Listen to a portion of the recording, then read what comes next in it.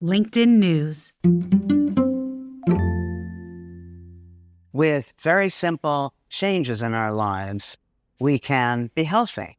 And it's easier, of course, to be happy if you're healthy. When you're actively noticing things, the neurons are firing, and that's keeping you healthy. So our thoughts help us be healthy in ways that most people don't realize.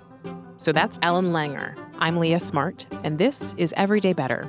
Make sure you hit that follow button to get new episodes of our podcast every week. Our conversation starts in just a few moments. Hey everyone, from LinkedIn News, I'm Leah Smart, and this is Everyday Better, a personal development podcast where every week I sit down with some of the world's brightest minds and bravest hearts to learn how we can improve ourselves, our relationship to others, and the world around us. Today, you're going to hear from the mother of mindfulness. Okay, so you're thinking one of three things right now. Number one, I cannot wait. Mindfulness is life. Go you. Number two, I'm curious and interested. Or number three, I don't do mindfulness. Now, if you know me, you know I love talking to you skeptics. Not that I don't also so value the curious and cannot wait humans, but I bet no matter what camp you fell in, you think of something very specific when you think of the word mindfulness. Erase it.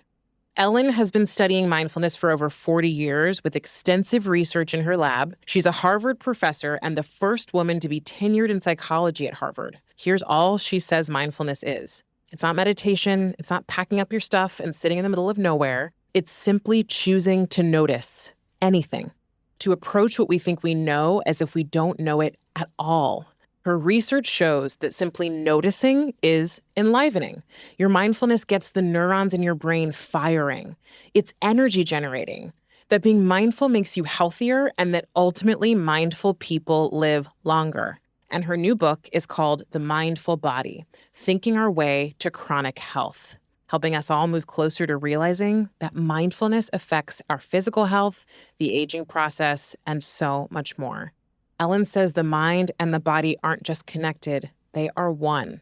So, if we can become more mindful, if we can simply actively notice the world around us, we can improve our well-being, our health, and our happiness. Her studies, which I love, have focused on the passage of time, proving that with our minds, we can reverse certain signs of aging, heal faster, and improve our waist-to-hip ratios.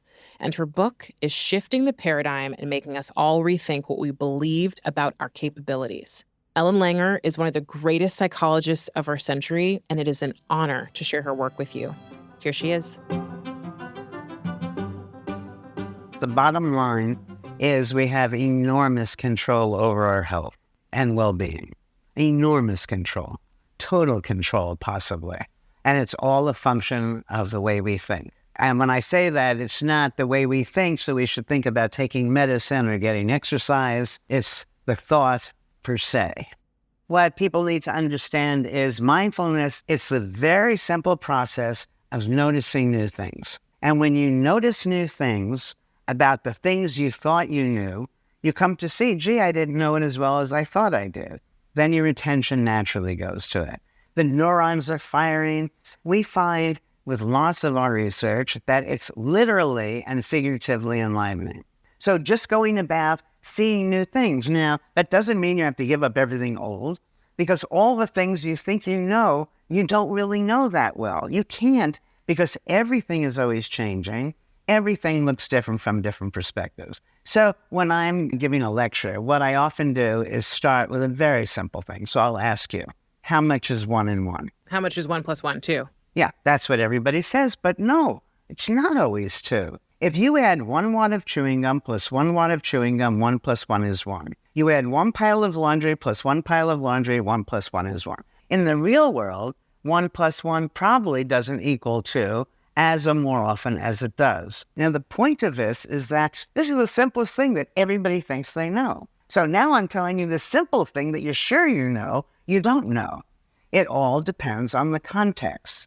So when we see we don't know, then you pay attention. If your listeners thought they knew what I was going to say next, why would they listen, right? And so what I'm trying to get people to understand is that with everything changing, everything looking different from different perspectives, we never know. But nobody knows. And that not knowing is good. In fact, if you wanted to improve your life and do nothing else, just accept that everything is uncertain. Let me interrupt myself. So I was at this horse event, and your audience needs to know, for reasons that are not going to sound as obnoxious as when I first say it, I'm Harvard, Yale all the way through, right? I'm that straight A student that you resented. I even learned what was underneath the picture. Okay, so I go to this horse event, and this man asked me to watch his horse because he was going to get his horse a hot dog. Hot dog? I, being the smarty pants, know horses don't eat meat. They're herbivorous. He came back with the hot dog, and the horse ate it.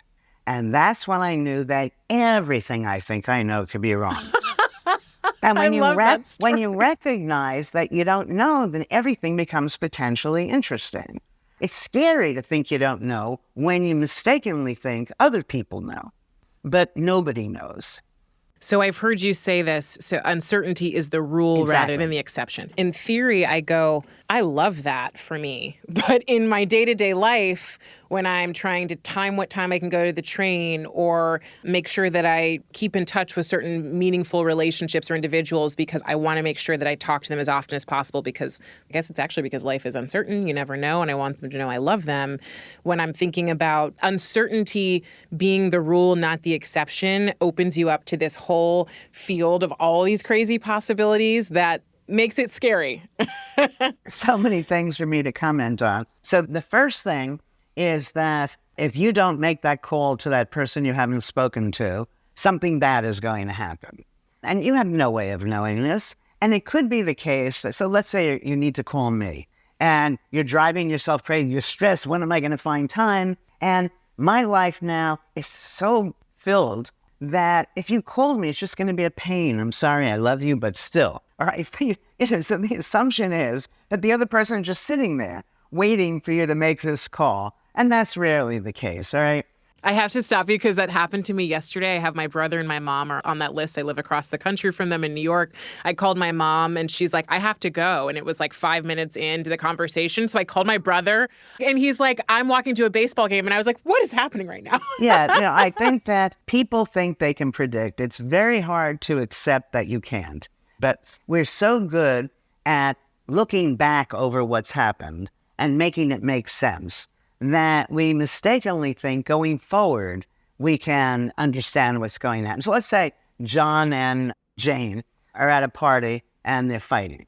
All right, now if I said to you, so are they going to get divorced? You'd say, who knows, right? Sometimes people fight. Okay, but if I didn't say that to you, and then the next day you find out they're getting a divorce, you go, you see, I knew it because they were fighting, So predicting is an illusion. Post-dicting, which people call Monday morning quarterback, is easy.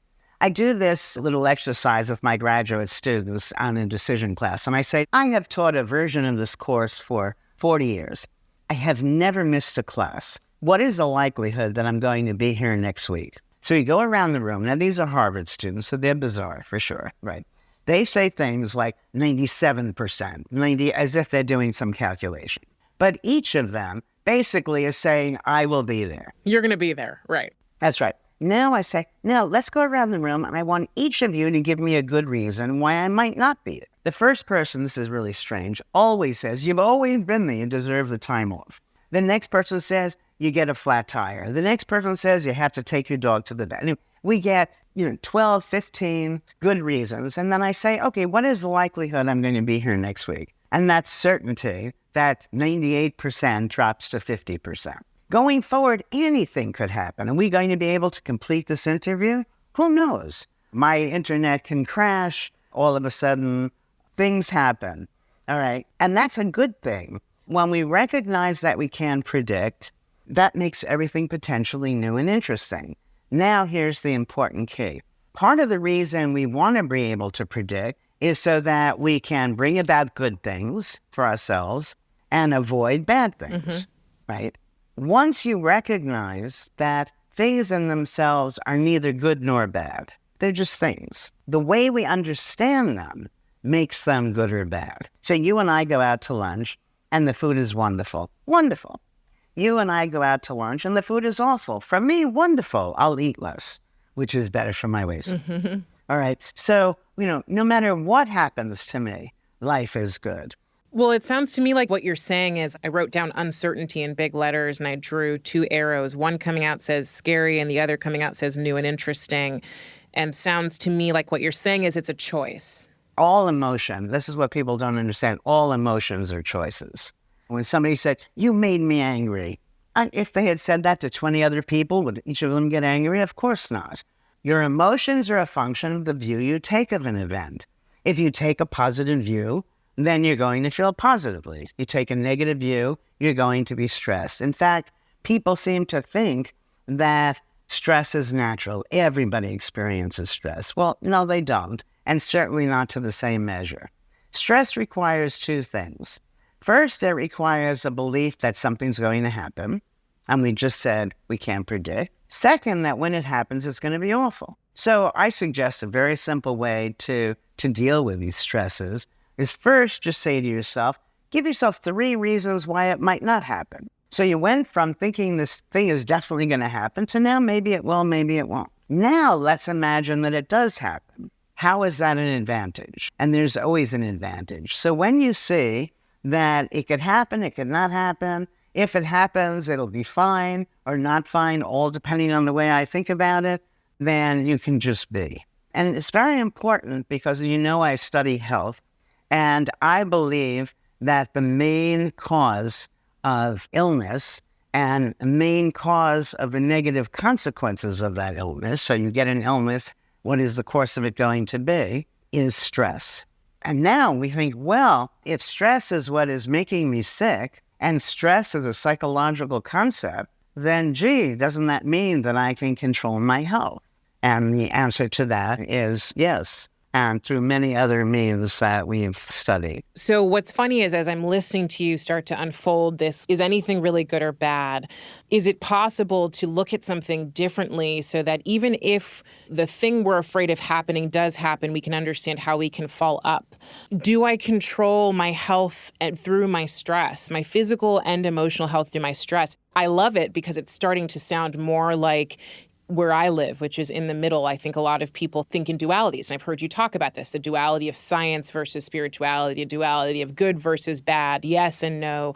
And I think while we're capable of having conversations about complexity, we don't like to because it introduces discomfort. That's my belief, is it introduces a level of discomfort because we like to find a duality. We like to find the thing that we can say we're certain about this, or this is, as you said, absolute, instead of things that are not absolutes. People want certainty.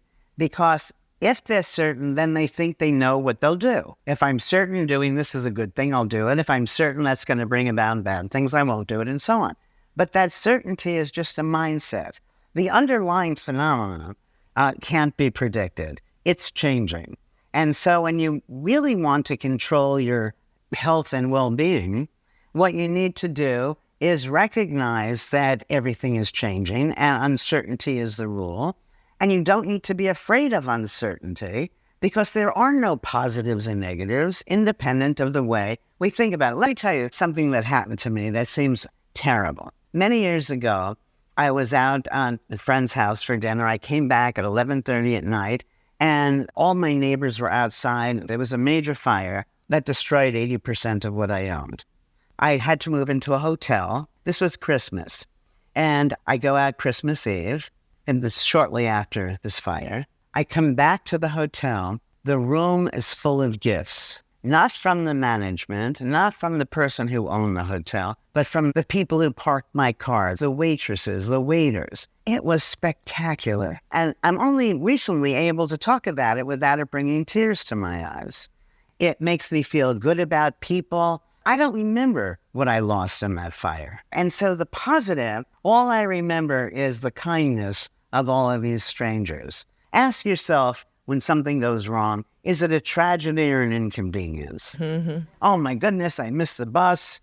I stubbed my toe. It's rarely tragic. And by asking yourself that, then you come back to yourself. And then you can go forward in a calmer way and be more mindful. I love this question. Is it a tragedy or an inconvenience? And I laugh because I think about missing the train.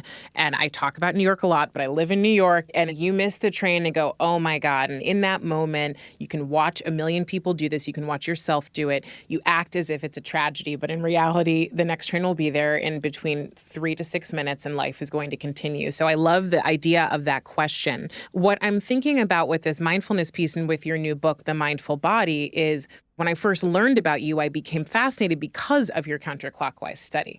Can you talk about that study, and then how do we bring that up to today, to the mindful body? The mindful body is largely about mind-body unity.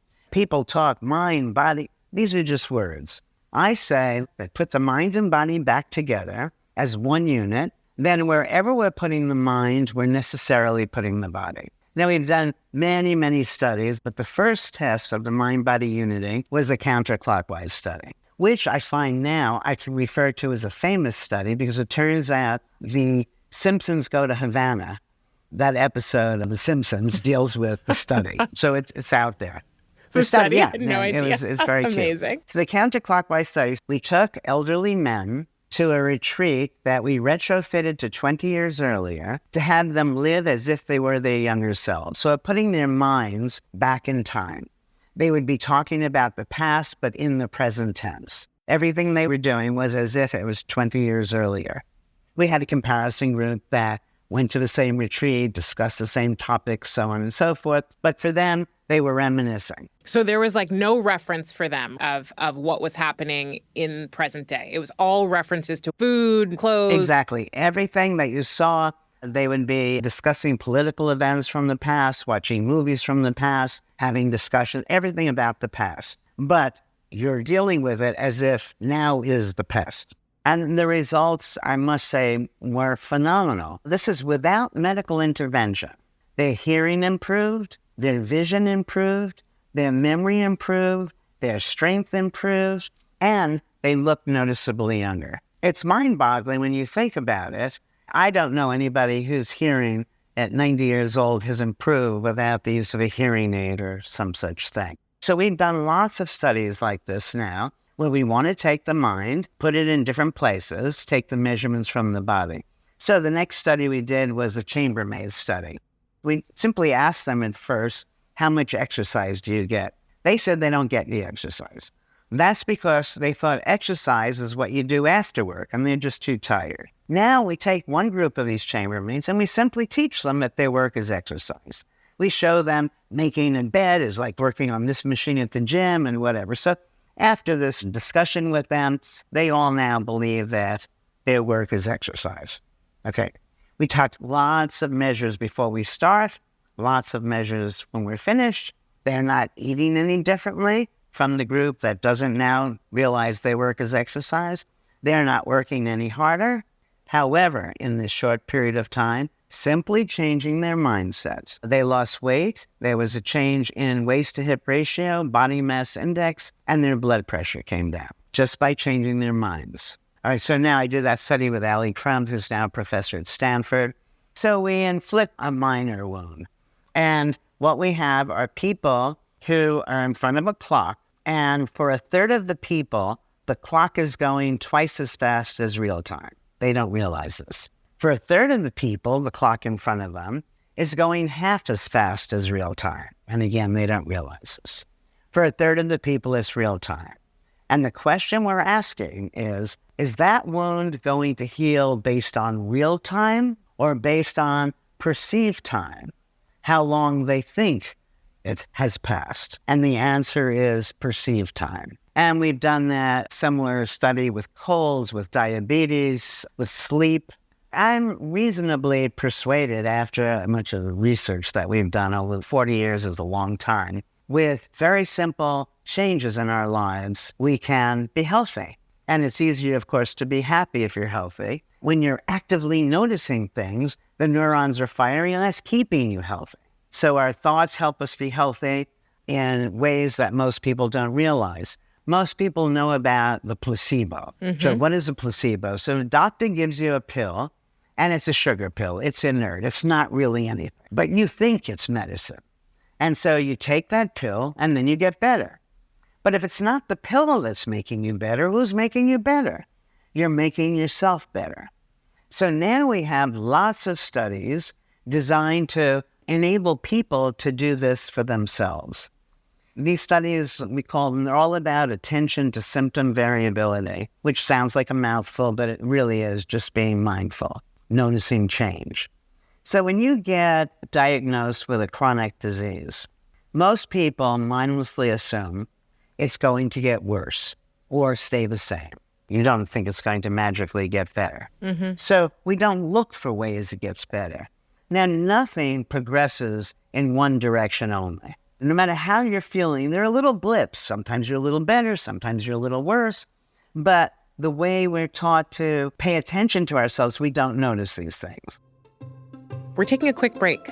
We'll be right back with the mother of mindfulness, Ellen Langer.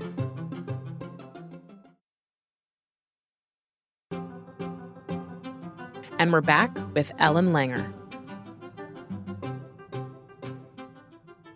So here's my question. So we're talking about the ability for the mind and our thoughts to make us healthy or to make us sick.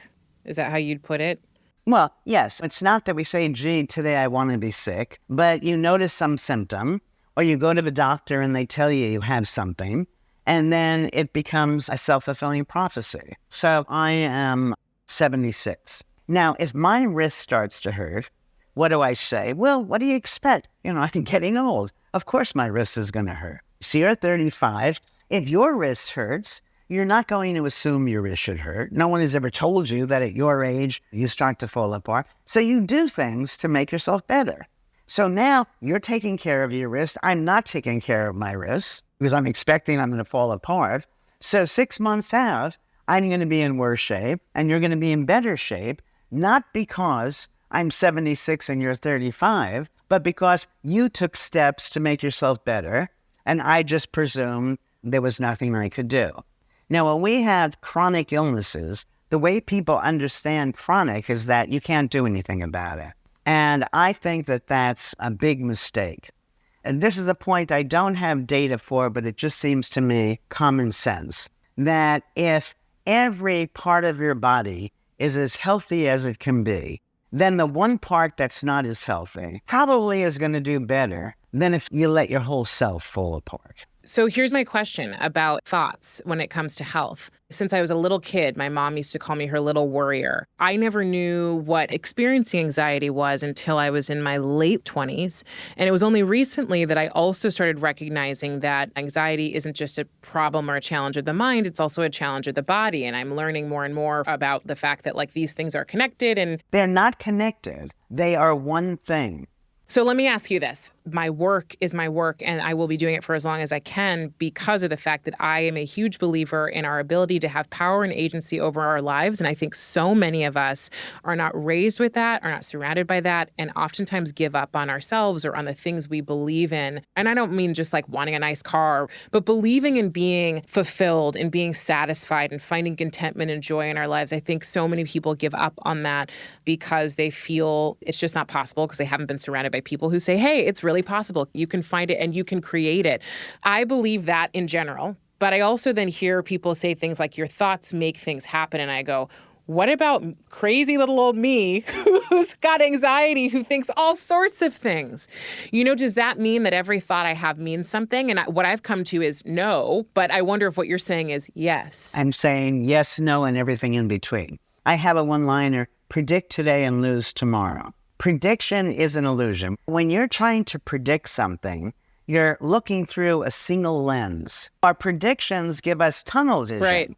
And you don't need to make predictions when you recognize you can deal with the outcome. It's very interesting because you were saying before about how hard it is to make these decisions. What if I make the wrong decision?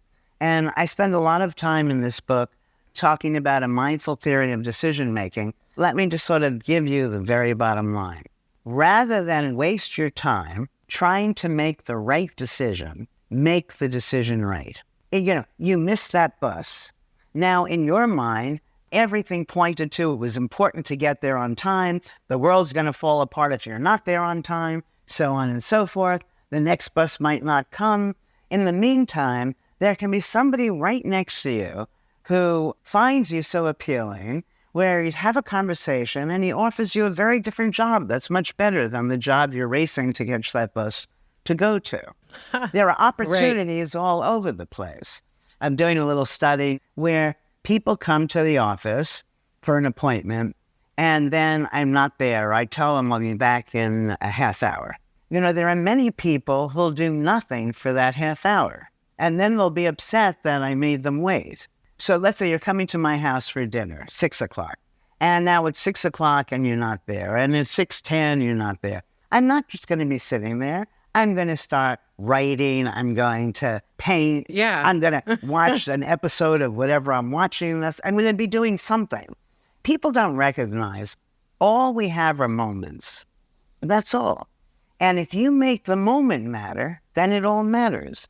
If you simply actively notice new things, when something happens where you think you misbehaved in some way, if you say to yourself, people's behavior makes sense or else they wouldn't do it. So what is the reason that I did that? So you might not like me because I'm so gullible, but in fact, the reason that I seem gullible is because I'm so trusting. Oh, don't you like me for that? I can't stand you because you're so inconsistent.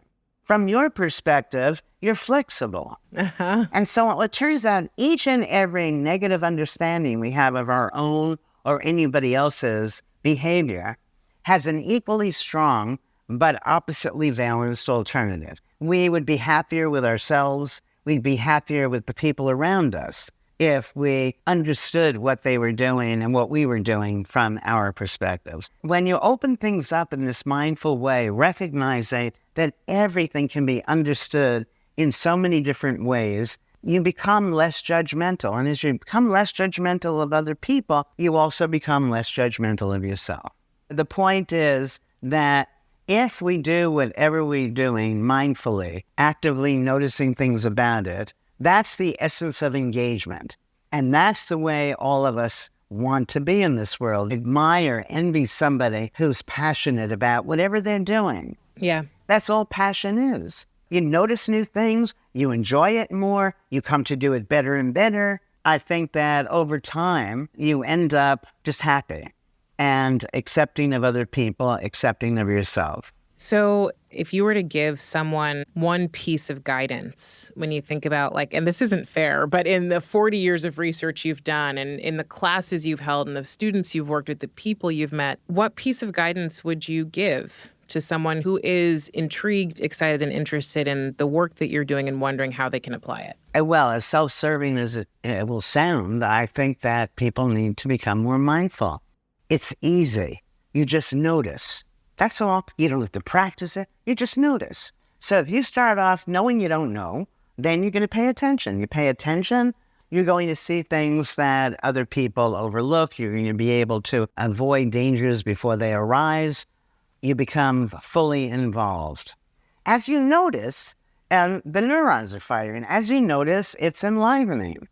And depending on what you notice, Wilson probably noticed ants as a kid, and then grew up to be a Harvard professor writing Consilience and his other great books by just noticing ants. But it's the noticing that feels good. Now, interestingly, we have so much data supporting this. First, this active noticing, you feel good, and it's healthy. Okay, we make people more mindful, they live longer. Second, when you're in this state of active noticing, you light up. People find you charismatic. They see you as more trustworthy and authentic. So your relationships improve. Not only that, but when you do something mindfully, we have another set of studies, your mindfulness seems to leave its imprint on the thing that you're doing. So it's better. It's simply better. So it's easy. It's good for you. Your relationships improve. Everything improves. I've been doing this for so long that we have so many measures that we've taken of making people more mindful that I actually believe, and this is a big statement, but I believe it, that virtually all our ills, whether personal, professional, are the result directly or indirectly of our mindlessness.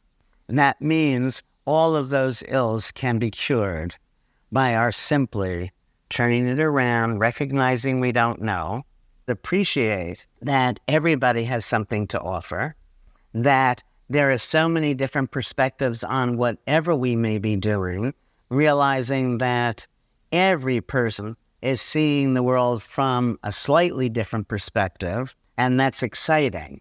And that what we need to do is open ourselves up to all that information rather than think we need to be on top.